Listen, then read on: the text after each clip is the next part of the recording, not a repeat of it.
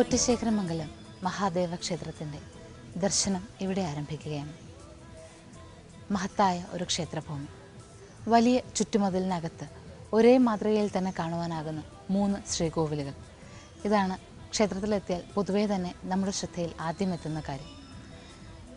2 ശ്രീകോവിലുകളിൽ മഹാദേവൻ സ്വയവും മറ്റൊരു ശ്രീകോവിലിൽ മഹാവിഷ്ണുവും വസിക്കുന്നു. ഇവിടെ ഒറ്റശേഖരമംഗലം എന്ന ഒരു ഗ്രാമത്തിൻ്റെ ഐശ്വര്യമായി വാഴുന്ന ഒരു ക്ഷേത്രഭൂമിയിലെത്തുമ്പോൾ തീർച്ചയായും വർഷങ്ങൾ അല്ലെങ്കിൽ നൂറ്റാണ്ടുകൾ ഒന്ന് പുറകെ സഞ്ചരിക്കേണ്ടതുണ്ട്. ഈ ഒരു ദേശത്തിൻ്റെ ചരിത്രം എന്തായിരിക്കും? തീർച്ചയായും നാം ഇതുവരെയും തിരുവിതാംകൂറിൽ കണ്ടുവന്ന ക്ഷേത്രങ്ങളിൽ പറയുന്നതുമായി ബന്ധപ്പെട്ട ചരിത്രം തന്നെയാണ് ഇവിടെയും പറയുവാനുള്ളത്. ആയി രാജാക്കന്മാരുടെയും ചോള രാജാക്കന്മാരുടെയും സ്വാധീനമുള്ള ക്ഷേത്രവിശ്വാസങ്ങളും ക്ഷേത്രഭൂമികളും നിലനിന്നിരുന്നൊരു കാലം. ആ കാലത്ത് തന്നെയാണ് ഈ ക്ഷേത്രവും നിർമ്മിക്കപ്പെട്ടത് അല്ലെങ്കിൽ പുനരുദ്ധാരണ പ്രവർത്തനം നടത്തിയത് എന്ന് വിശ്വസിക്കപ്പെടുന്നു. പുരാണ സംബന്ധിയായി സംസാരിക്കുകയാണെങ്കിൽ ഏതാണ്ട് 3000-ഓളം വർഷം പഴക്കമുണ്ട് ക്ഷേത്രവിശ്വാസത്തിന്. ഇന്ന് നാം കാണുന്ന രീതിയിൽ ക്ഷേത്രത്തിന് കെട്ടും മട്ടും ഉണ്ടായി വന്നത് ശ്രീമൂലം തിരുനാൾ മഹാരാജാവിൻ്റെ കാലത്താണ് എന്നും പറയപ്പെടുന്നു. വളരെ വലുതായ ഒരു ക്ഷേത്രഭൂമിയിലാണ് നാം എത്തി നിൽക്കുന്നത്.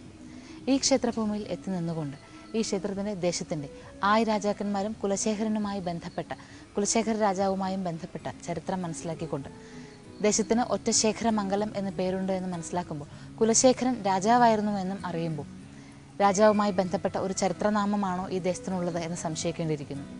എന്നാൽ അതിനേക്കാൾ മനോഹരമായ പേരുമായി ബന്ധപ്പെടുത്തിയുള്ള ഐതിഹ്യ കഥയും ഇവിടെ പറഞ്ഞു കേൾക്കുന്നുണ്ട്. ക്ഷേത്ര കാഴ്ചകൾക്കൊപ്പം ആ ഐതിഹ്യ കഥയും അറിയാം നമുക്ക്.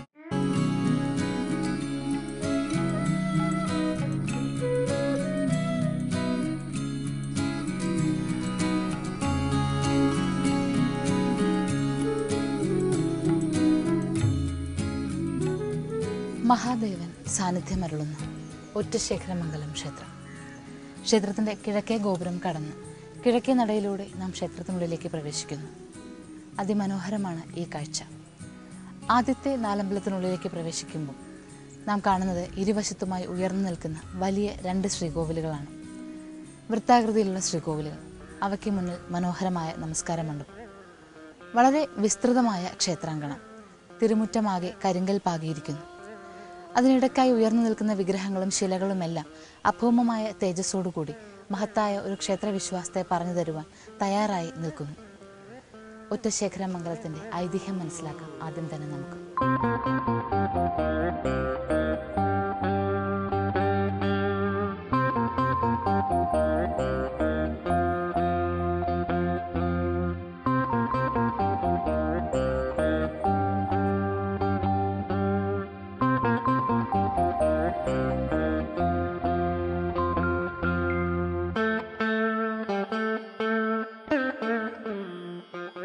ഖരമുനിയുമായി ബന്ധപ്പെട്ടാണ് ഈ ഐതിഹ്യം.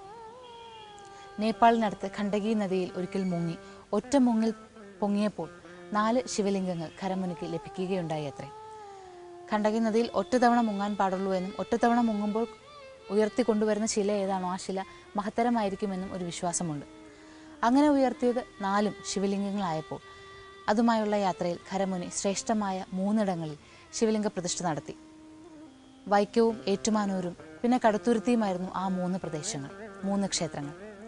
അത് കഴിഞ്ഞ് പിന്നീട് ഒറ്റയായ തൻ്റെ ശേഖരത്തിൽ 4 ശേഖരിച്ച് ശിവലിംഗങ്ങൾ 4 ശേഖരിച്ചു കഴിഞ്ഞ് അതിൽ 3 പ്രതിഷ്ഠിച്ചു കഴിഞ്ഞ് പിന്നെ ശേഖരത്തിൽ ഒറ്റയായ ശിവലിംഗം പ്രതിഷ്ഠിച്ച സ്ഥലമാണ് ഒറ്റശേഖരമംഗലമായി മാറിയത്. ഇങ്ങനെ ഖരമുനി തൻ്റെ കയ്യിൽ ഒറ്റയായ ശിവലിംഗത്തെ പ്രതിഷ്ഠിച്ചപ്പോൾ ദേവന്മാരും ഗന്ധർവന്മാരും ആകാശവൃഷ്ടി നടത്തുകയും മംഗളമോതുകയും ചെയ്തു അത്രേ. അങ്ങനെ ഒറ്റശേഖരമംഗലമായി ഈ ഗ്രാമം. മനോഹരമായ വിശ്വാസത്തിന് സുഖമുള്ള ഖണ്ഡകി നദിയിലൊന്ന് മുങ്ങിയതിൻ്റെ മുഴുവൻ പുണ്യം നൽകുന്ന ഈ ഐതിഹ്യ കഥ കേട്ടുകൊണ്ട് വേണം നാം ക്ഷേത്രത്തിൻ്റെ മുഴുവൻ കാഴ്ചയും കാണുവാൻ.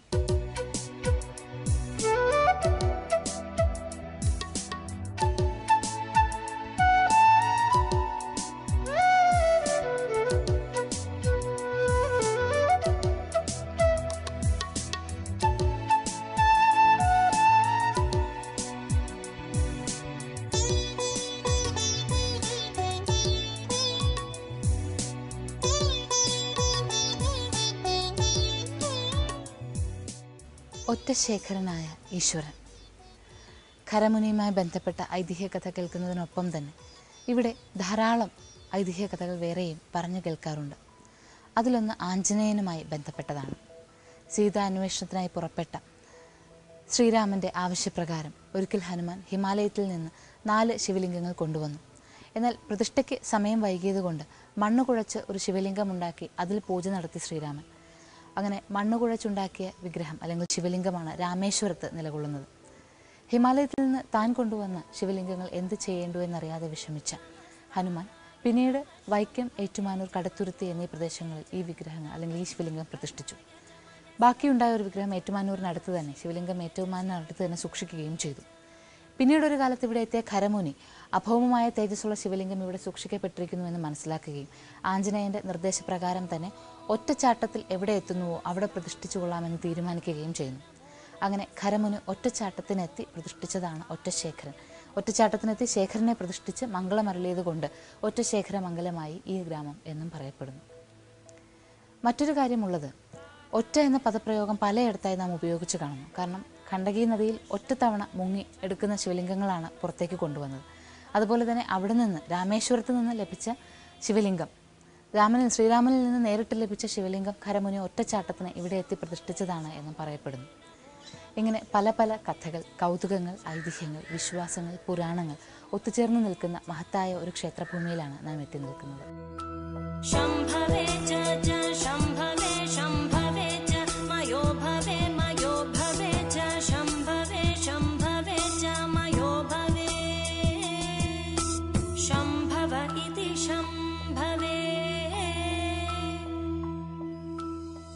രണ്ട് ശ്രീകോവിലുകളുള്ള ക്ഷേത്രഭൂമിയിൽ തെക്കേടം മഹാദേവനെന്നും വടക്കേടം മഹാദേവനെന്നും 2 നാമങ്ങളിലാണ് ഭഗവാൻ അറിയപ്പെടുന്നത്.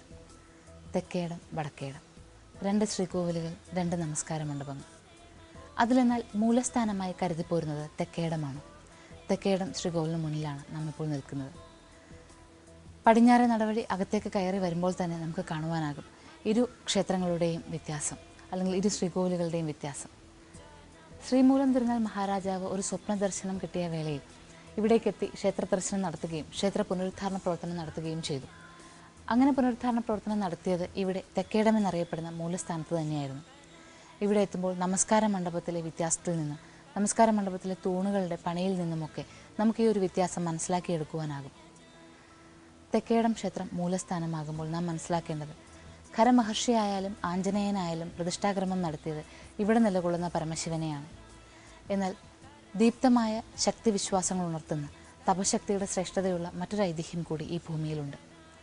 സതീദേവിയുടെ ദേഹത്യാഗത്തിന് ശേഷം തൻ്റെ ജട പറിച്ച് നിലത്തടിച്ച് വീരഭദ്രനെയും ഭദ്രകാളിക്കും ജന്മം കൊടുത്ത് അവരെ ഭൂതഗണങ്ങൾക്കൊപ്പം ദക്ഷനെ വധിക്കുവാനായി അയച്ചതിന് ശേഷം തപസ്സിനായി പോയ പരമശിവനെ ലഭിക്കുന്നതിന് വേണ്ടി പാർവതീദേവി തപസ് ചെയ്യുകയും പാർവതീദേവിയുടെ തപസ്സറിഞ്ഞ് നാരദനാൽ പ്രേരിതനായ കാമദേവൻ കാമാസ്ത്രം അയക്കുകയും പിന്നീട് കാമദേവനെ ഭഗവാൻ ഭസ്മമാക്കുകയും ചെയ്തതിന് ശേഷം ഈശ്വരൻ സഹ്യാദ്രി സാനുക്കളിലേക്ക് തപസ്സനുഷ്ഠിക്കുവാനായി എത്തി. അങ്ങനെ ശേഖരൻ ഒറ്റയ്ക്കെത്തി മംഗളമരുളിയ ദേശമാണ് ഒറ്റശേഖരമംഗലം. ഇവിടെയാണ് ഭഗവാൻ തപസ്സിരുന്നത്. അതുകൊണ്ട് തന്നെ ഉഗ്രമൂർത്തിയായാണ് ഇവിടെ ഒരു കാലത്ത് നിലനിന്നിരുന്നത്. ഇന്നും തെക്കേടത്ത് മൂലസ്ഥാനത്ത് ഈശ്വരൻ സന്യാസി ഭാവത്തിലാണ് നിലകൊള്ളുന്നത്. പരമശിവന് സന്യാസിഭാവം ഉള്ളതുകൊണ്ട് തന്നെ ഉഗ്രഭാവവും ഒത്തുചേരുന്നത് കൊണ്ട് ഏറ്റവും ശ്രേഷ്ഠമായ വിശ്വാസങ്ങൾക്കൊപ്പം ശക്തിദീപ്തമായ ഓർമ്മകളാണ് ഇന്നും ഈ നാട്ടുകാർ ഈ ക്ഷേത്രഭൂമിയെക്കുറിച്ച് മനസ്സിൽ സൂക്ഷിക്കുന്നത്. ഒരു കാലത്ത് ഈ ശ്രീകോവിലിന് മുകളിലൂടെ പക്ഷി പോലും പറക്കാറുണ്ടായിരുന്നില്ല അത്രേ. ഒരു പക്ഷി പറക്കുകയാണെങ്കിൽ അപ്പോൾ തന്നെ അതിൻ്റെ ചിറകുകൾ കരിഞ്ഞു പോകുമായിരുന്നു. ഒരാൾ ഈ നടയ്ക്ക് നേരെ മുന്നിൽ വന്ന് ഈശ്വരനെ ദർശിക്കുകയാണെങ്കിൽ അയാളുടെ കാഴ്ച നഷ്ടപ്പെട്ടു പോകുമായിരുന്നു. അത്രയ്ക്ക് ശക്തിവിശേഷം ഇവിടെ സന്യാസിഭാവത്തിൽ നിലകൊള്ളുന്ന മഹാദേവനുണ്ടായിരുന്നു. അതാണ് തെക്കേടത്തെ വലിയ ശ്രീകോവിലിൻ്റെ പ്രത്യേകത.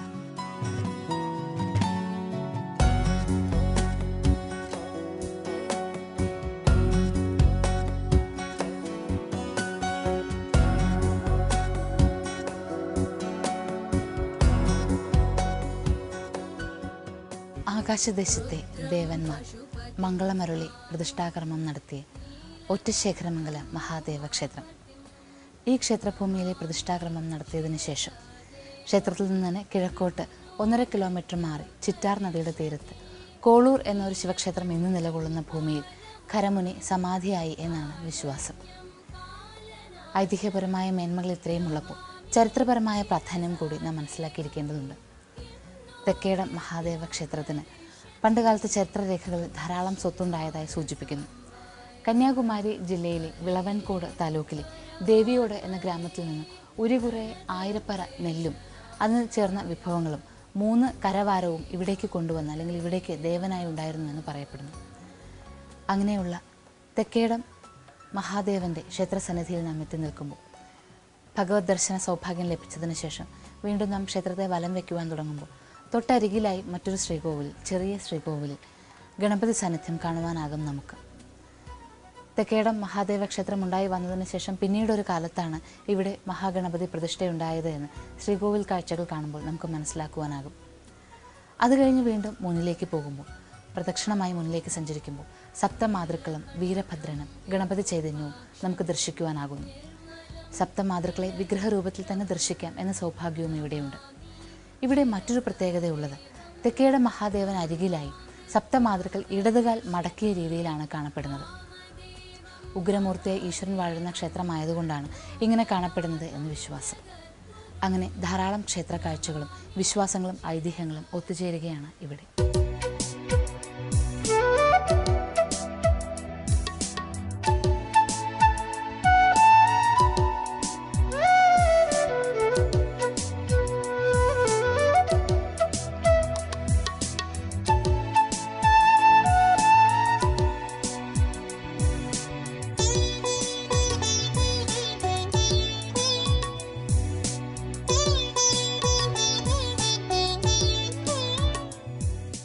തിരുവനന്തപുരത്ത് നിന്ന് 30 കിലോമീറ്റർ അകലെ നെയ്യാറ്റിൻകര താലൂക്കിൽ ഉൾപ്പെട്ട ഒറ്റശേഖരമംഗലം ക്ഷേത്രത്തിലെ ഒറ്റശേഖരമംഗലം മഹാദേവ ക്ഷേത്രത്തിലെ 2 മഹാദേവ സങ്കല്പവും അതിനോടൊപ്പം തന്നെ മഹാവിഷ്ണുവും വാഴുന്ന വലിയ ക്ഷേത്രഭൂമിയിലെ തെക്കേടത്ത് മഹാദേവ സാന്നിധ്യം, മൂലസ്ഥാനമായ തെക്കേടത്ത് മഹാദേവ സാന്നിധ്യത്തെക്കുറിച്ചുള്ള ഐതിഹ്യവും വിശ്വാസങ്ങളും കാഴ്ചകളും കണ്ടുകൊണ്ടാണ് ഇന്നത്തെ ദർശനം പൂർത്തിയാകുന്നത്.